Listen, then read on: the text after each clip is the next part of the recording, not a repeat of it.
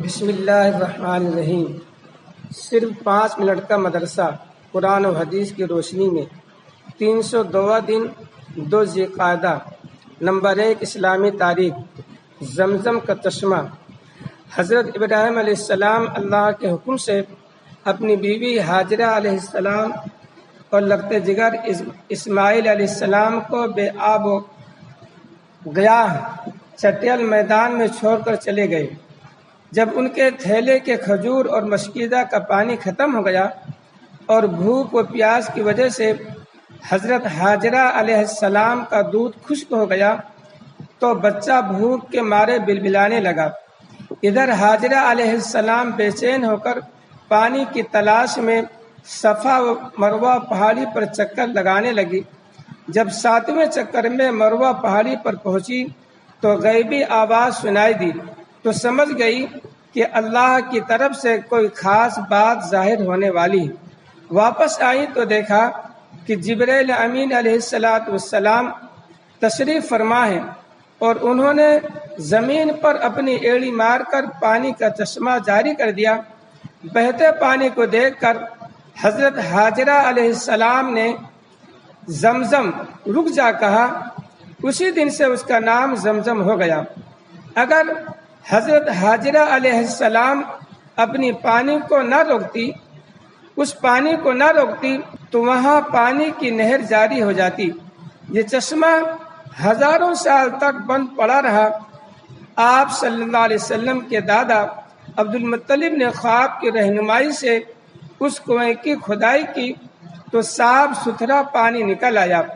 اس دن سے آج تک اس کا پانی ختم نہیں ہوا، جبکہ ہر وقت مشینوں سے پانی نکالنے کا کام جاری ہے۔ نمبر 2 حضور صلی اللہ علیہ وسلم کو معجزہ۔ آپ صلی اللہ علیہ وسلم کی دعا سے سردی ختم ہو گئی۔ حضرت بلال رضی اللہ تعالیٰ عنہ بیان کرتے ہیں کہ ایک مرتبہ سردی کے موسم میں نے صبح کی اذان دی۔ آپ صلی اللہ علیہ وسلم اذان کے بعد حجر مبارک سے باہر تشریف لائے، مگر مسجد میں آپ صلی اللہ علیہ وسلم کو کوئی شخص نظر نہ آیا۔ آپ صلی اللہ علیہ وسلم نے پوچھا لوگ کہاں ہیں؟ میں نے عرض کیا لوگ سردی کی وجہ سے نہیں آئے۔ آپ صلی اللہ علیہ وسلم نے اسی وقت دعا فرمائی کہ اے اللہ ان سے سردی کی تکلیف کو دور کر دے۔ حضرت بلال رضی اللہ تعالیٰ عنہ کہتے ہیں کہ اس کے بعد میں نے ایک ایک کر کے لوگوں کو نماز کے لیے آتے دیکھا۔ نمبر 3 ایک فرض کے بارے میں، صفا اور مروہ کی سعی کرنا۔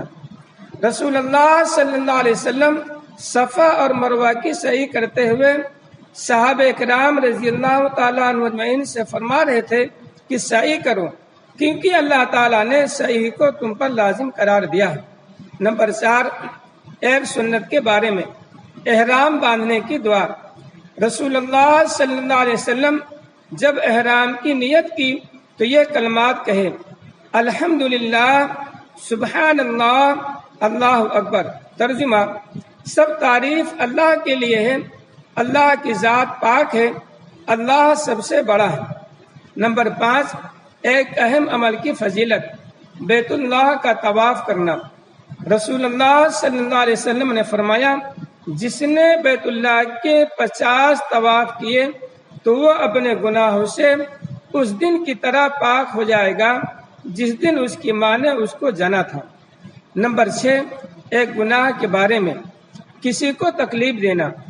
رسول اللہ صلی اللہ علیہ وسلم نے فرمایا مردوں کو برا بھلا مت کہو، اس لیے کہ تم اس سے زندوں کو تکلیف دو گے۔ مردوں کو برا بھلا کہنا منع ہے، کیونکہ اس سے ان کے وہ رشتہ دار جو زندہ ہیں انہیں تکلیف ہوگی، اور کسی کو تکلیف دینا جائز نہیں۔ نمبر 7 دنیا کے بارے میں، دنیاوی زندگی دھوکہ ہے۔ قرآن میں اللہ تعالیٰ فرماتا ہے دنیاوی زندگی تو کچھ بھی نہیں، صرف دھوکہ کا سودا ہے۔ فائدہ: جس طرح مال کے ظاہر کو دیکھ کر خریدار پھنس جاتا ہے، اسی طرح دنیا کی چمک دمک سے دھوکہ کھا کر آخرت سے غافل ہو جاتا ہے۔ اسی لیے انسانوں کو دنیا کی چمک دمک سے ہوشیار رہنا چاہیے۔ نمبر 8 آخرت کے بارے میں، قیامت کے دن خوش نصیب انسان۔ رسول اللہ صلی اللہ علیہ وسلم نے فرمایا قیامت کے دن لوگوں میں سے وہ خوش نصیب میری شفاعت کا مستحق ہوگا جس نے سچے دل سے کلمہ طیبہ لا الہ الا اللہ پڑھا ہوگا۔ نمبر 5، طب نبوی سے علاج، آب زمزم سے علاج۔ رسول اللہ صلی اللہ علیہ وسلم نے فرمایا زمین پر سب سے بہترین پانی آب زمزم ہے، یہ کھانے والے کے لیے کھانا اور بیمار کے لیے شفا ہے۔ نمبر 10، نبی صلی اللہ علیہ وسلم کی نصیحت۔ رسول اللہ صلی اللہ علیہ وسلم نے فرمایا دنیا لمحہ بلمحہ گزرتی جا رہی ہے اور آخرت سامنے آتی جا رہی ہے، اور اس دنیا میں دونوں کے چاہنے والے موجود ہیں۔ تم کو دنیا کے مقابلے میں آخرت اختیار کرنی چاہیے، کیونکہ دنیا عمل کی جگہ ہے، یہاں حساب و کتاب نہیں ہے، اور آخرت حساب و کتاب کی جگہ ہے، وہاں عمل کرنے کا موقع نہیں ہے۔